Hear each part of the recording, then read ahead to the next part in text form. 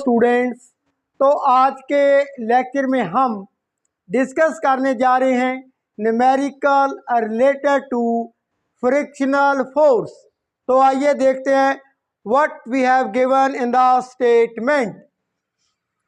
A bullet of mass 0.01 kilogram is fired horizontally into a 4 kilogram wooden block at rest on a horizontal surface. The coefficient of kinetic friction between the block and the surface is 0.25.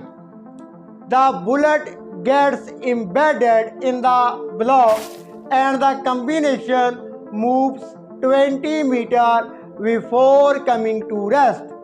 With what speed did the bullet strike the block? तो इस numerical में क्या है, you are looking on the screen. एक block है जिसका मास है 4 kilogram. इसके ऊपर हमने एक गोली को फायर कर दिया है। गोली का मास कितना है? 0.01 किलोग्राम।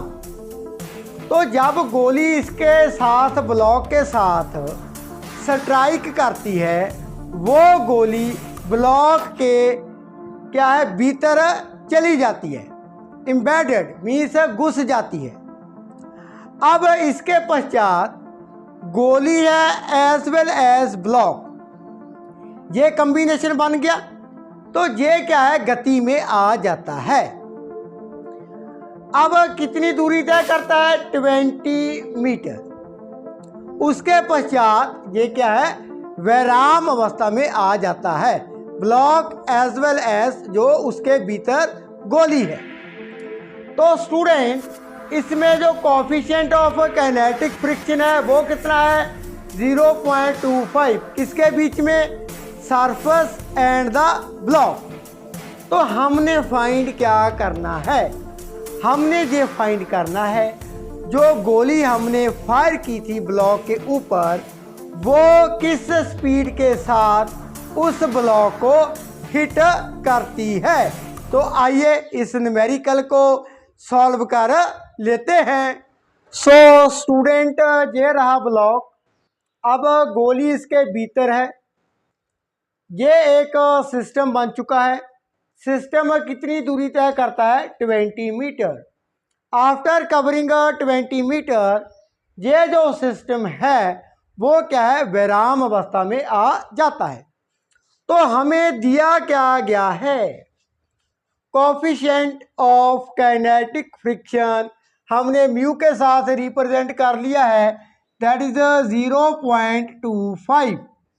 मास ऑफ बुलेट मैंने इसे स्मॉल m के साथ रिप्रेजेंट किया है, दैट इज 0.01 किलोग्राम। आगे मास ऑफ ब्लॉक, इसको हम कैपिटल M के साथ रिप्रेजेंट कर लेते हैं, वो है 4 किलोग्राम। अब जब गोली हम फायर करते हैं, उसके पश्चात गोली ब्लॉक के भीतर है, भीतर चली जाती है। तो अब इन दोनों का means block as well as जो गोली है उसका मास कितना होगा? Mass of block and bullet दोनों को ऐड अप कर लेते हैं। 0.01 प्लस 4 किलोग्राम मीन्स ये टोटल बन जाता है 4.01 किलोग्राम। नाउ स्टूडेंट, अब इस केस में नॉर्मल रिएक्शन कितना होगा? जब हमारे पास गोली ब्लॉक के भीतर है, block as well as bullet means गोली, कितना बल लगाते हैं सरफेस के ऊपर? Equal to the weight of the bullet as well as weight of the block.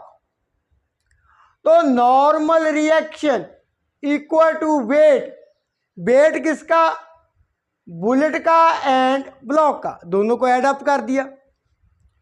तो ये हमारे पास मास कितना है बुलेट का 0.01 प्लस जो ब्लॉक है उसका मास कितना है 4 किलोग्राम, दोनों को ऐड अप कर दिया। तो अब वेट कितना होगा, वेट क्या होता है, weight equal to mass into gravity. अब सिस्टम का मास कितना बन चुका है 4.01, तो इसे हम मल्टीप्लाई कर देंगे विद 9.8, तो ये बन गया वेट। वेट क्या है, नीचे को एक्ट करता है, किसके ऊपर एक्ट करता है, सरफेस के ऊपर। सरफेस क्या करता है, नॉर्मल रिएक्शन लगाता है। तो रिएक्शन हमारे पास है small m plus capital M multiply by G।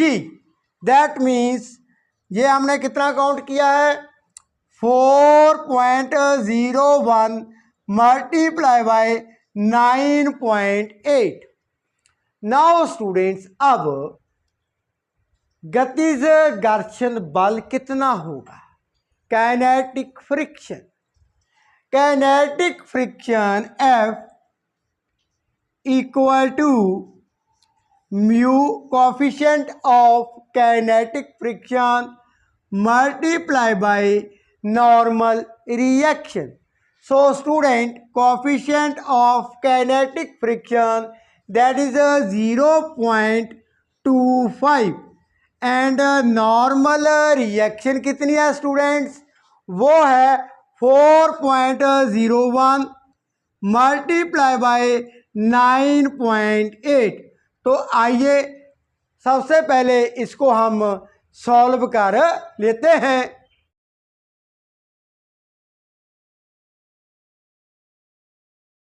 ये अप्रोक्सीमेटली 9.8245 न्यूटन आफ्टर कैलकुलेशन हमारे पास आ जाता है। Now student, so student suppose the bullet strike, bullet strike करता है द ब्लॉक के साथ विद द वेलोसिटी कितनी मान ली स्मॉल v से आगे as the block and the bullet. अब जब गोली ब्लॉक के भीतर है तो एक सिस्टम बन चुका है।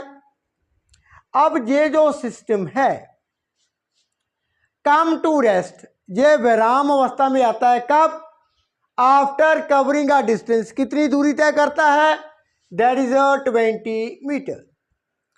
तो इट फॉलोज, यहाँ से हम क्या आइडिया निकालते हैं, it follows that kinetic energy of the bullet, जो काइनेटिक एनर्जी थी बुलेट की वो यूज्ड अप, कहाँ पर यूज हो चुकी है, वो यूज हो चुकी है इन परफॉर्मिंग वर्क। हमने एक वर्क परफॉर्म किया है, किसके द्वारा, गोली के द्वारा। मीन्स गोली ने एक वर्क परफॉर्म किया है, उसमें उसकी जो काइनेटिक एनर्जी है वो क्या है, ख़त्म हो जाती है, यूज हो जाती है। वो वर्क डन क्या है, वो है वर्क अगेंस्ट, किसके विपरीत, friction between the block and the surface. तो जो घर्षण बल है ब्लॉक एंड सरफेस के बीच, उसके अगेंस्ट वर्क किया है गोली ने। तो इसमें क्या है, उसकी जो काइनेटिक एनर्जी थी वो यूज अप हो जाती है। That means kinetic energy of the bullet half mv² equal to F multiply by S। ये जो फोर्स है वो क्या है, काइनेटिक फ्रिक्शन। दूरी कितनी तय की है, that is 20 metre. So students, half 1/2, mass कितना था बुलेट का 0.01 kilogram multiply by v² equal to, ये हमने कितना फाइंड किया था 9.8245। एस कितना है हमारे पास 20 metre.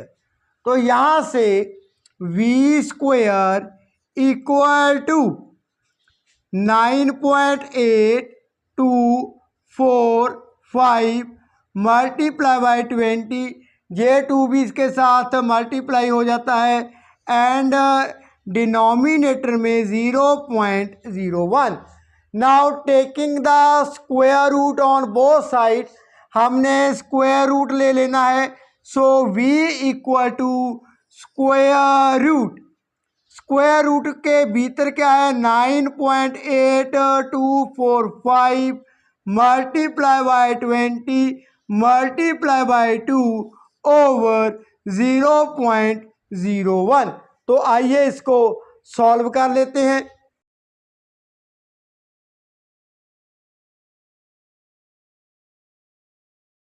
Now students, after solving हमारे पास वेलोसिटी है जो वो है 198.24 मीटर पर सेकेंड।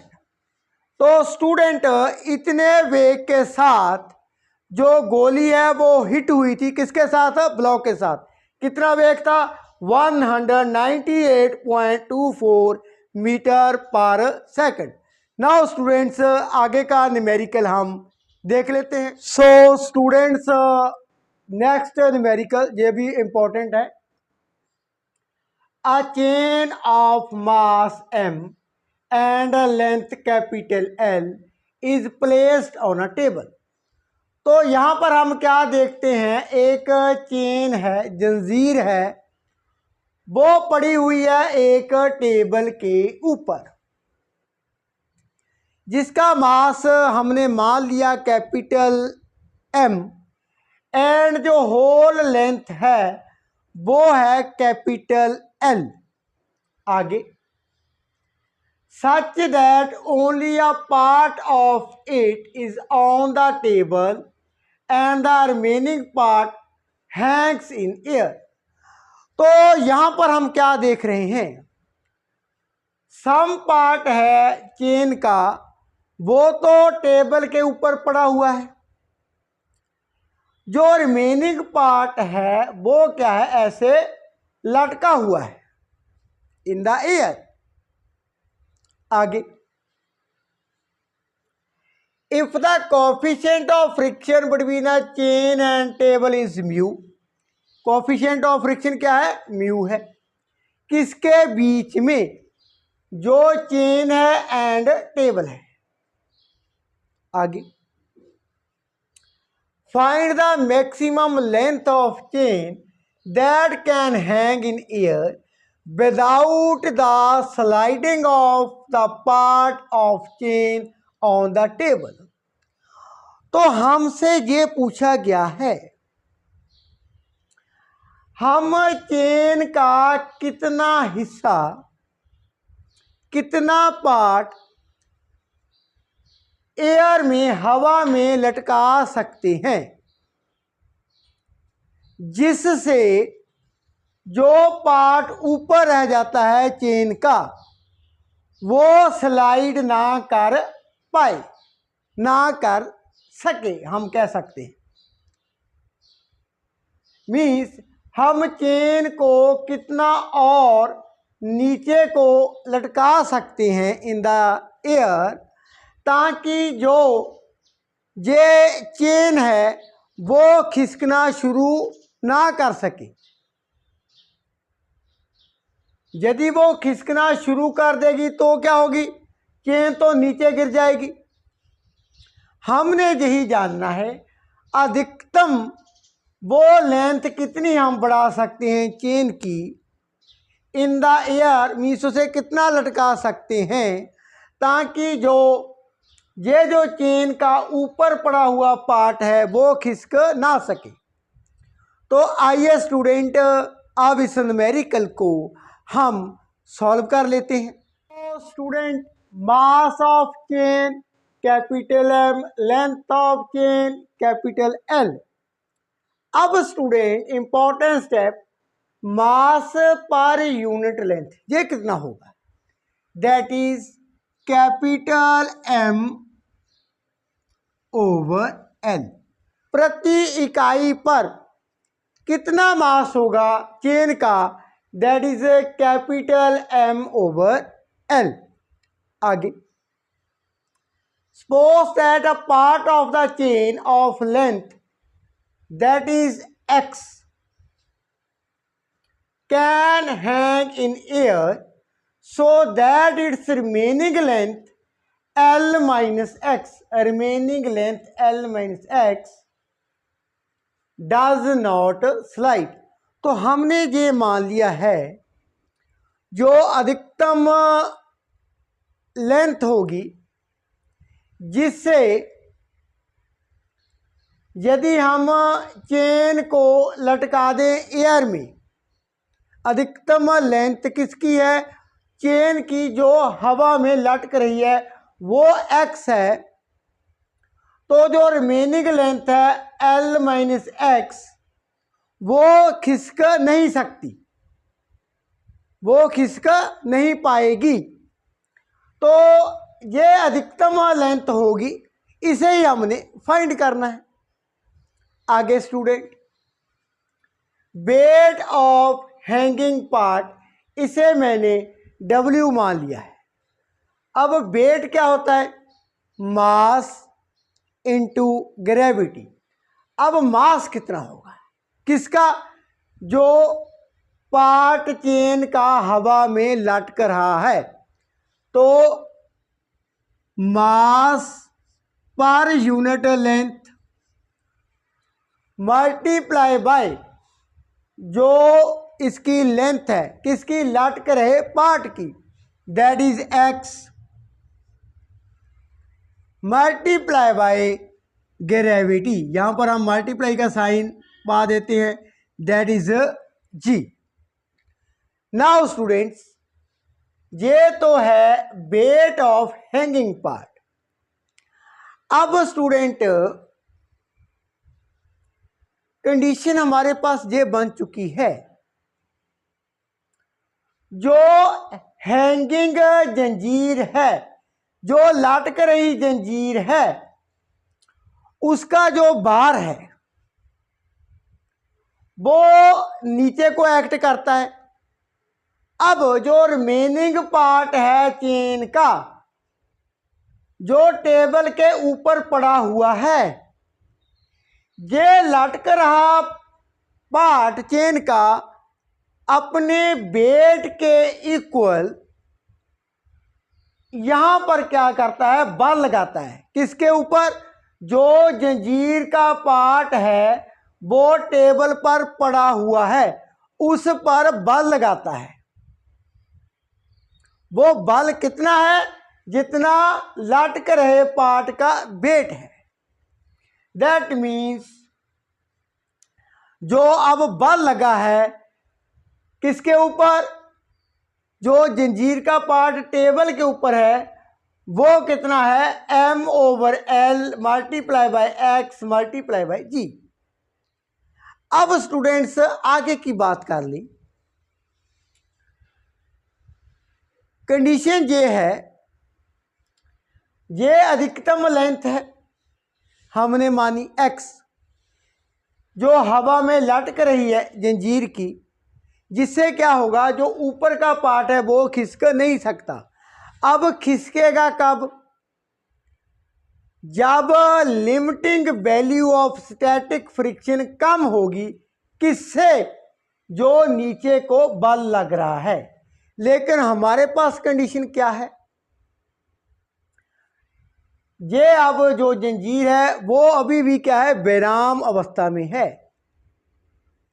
दैट मीन्स जब नीचे को बल लगता है, वो बल किसके ऊपर एक्ट करता है? जो नीचे को वेट एक्ट कर रहा है। वेट कितना है? मास इनटू ग्रेविटी।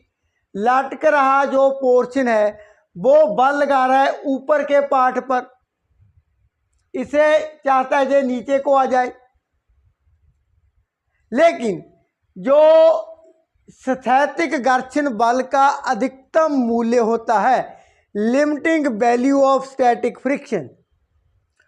वो स्थैतिक घर्षण बल क्या है, इस दिशा में क्या है, विपरीत दिशा में एक्ट कर रहा है, वो इसे क्या करता है, नीचे नहीं आने दे रहा। अब लटक रहा पार्ट नीचे को बल लगा रहा है, इसे नीचे खिसकाना चाहता है, लेकिन limiting value of static friction, जो घर्षण बल की, स्थैतिक घर्षण बल की अधिकतम वैल्यू है, वो क्या है, इसे मूव नहीं करने दे रहा। सो स्टूडेंट, अब स्थैतिक घर्षण बल एंड ये जो बल है नीचे को लग रहा है वो इक्वल है। यदि ये कम होता तो ये क्या है, इसलिए खिसक जाना था। हमारे पास अब कंडीशन ये है, जब स्थैतिक घर्षण बल का अधिकतम मूल्य लग रहे बल के इक्वल होता है, तब वो क्या है, चेन नहीं खिसक सकती। दैट मीन्स जो हमारे पास लिमिटिंग स्टैटिक फ्रिक्शन है एफ मैक्सिमम, वो किसके इक्वल है, weight of the hanging part, weight of the hanging part. अब F maximum equal to W means F maximum M over L multiply by X multiply by gravity, M over L multiply by X multiply by gravity. Now students, आगे का हम बात कर लेते हैं। ये जो टेबल के ऊपर चेन पड़ी हुई है, ये टेबल के सरफेस के ऊपर बल लगाती है।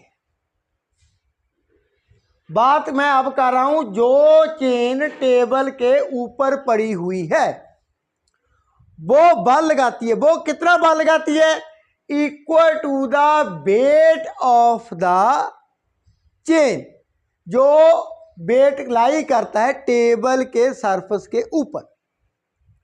अब table according to Newton third law उतना ही रिएक्शन करेगा, तो रिएक्शन कितना होगा, equal to weight of the chain lying on the table, उसे मैंने W डैश मान लिया है।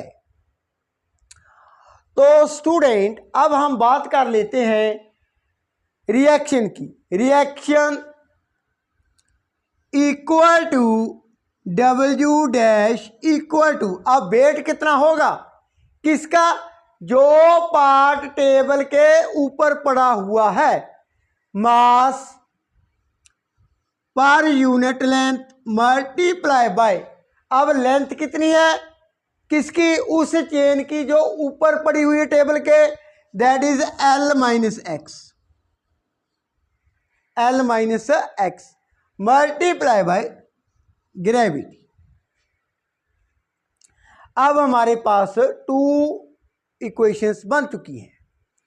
Now students, limiting value of static friction, ये किसके इक्वल होती है, F maximum equal to mu s, हमने म्यू के साथ ही रिप्रेजेंट कर लिया, मल्टीप्लाई बाय आर। हमारे पास जो limiting value of static friction इस केस में है वो म्यू ही है, एंड रिएक्शन हमने फाइंड कर ली है, एफ मैक्सिमम भी हमने फाइंड कर लिए। तो आइए इसे फर्दर हम सॉल्व कर लेते हैं। So students, now I am solving F maximum, ये कितना है, M over L multiply by X multiply by G equal to mu R, R कितना है हमारे पास, that is capital M over capital L in bracket L minus x multiply by G. Common term को मैं cancel करने जा रहा हूँ। एम के साथ एम को कैंसिल कर दिया, एल के साथ एल को, जी के साथ जी को। तो एक्स की वैल्यू हमारे पास क्या है, mu L minus x. Now students इसे फर्दर सॉल्व कर लेते हैं। x equal to mu L minus mu x, left hand side transpose किया, x plus mu x equal to mu L. Now x को मैं कॉमन करने जा रहा हूं, 1 plus mu in the bracket equal to mu L. तो x क्या है, mu L over 1 plus mu. ये रहा हमारा आंसर। x की वैल्यू मीन्स कितना पार्ट है चेन का जो हवा में हम लटका सकते हैं, ता जो टेबल के ऊपर पड़ा हुआ पार्ट है वो खिसक ना सके, वो है x equal to mu L over 1 plus mu. So students, in the coming video I will be explain more numerical related to this chapter. If you have any question you can ask me in the comment box. तो page को like कर दीजिए, channel को subscribe कर देना, video को share कर देना। Thank you so much for watching.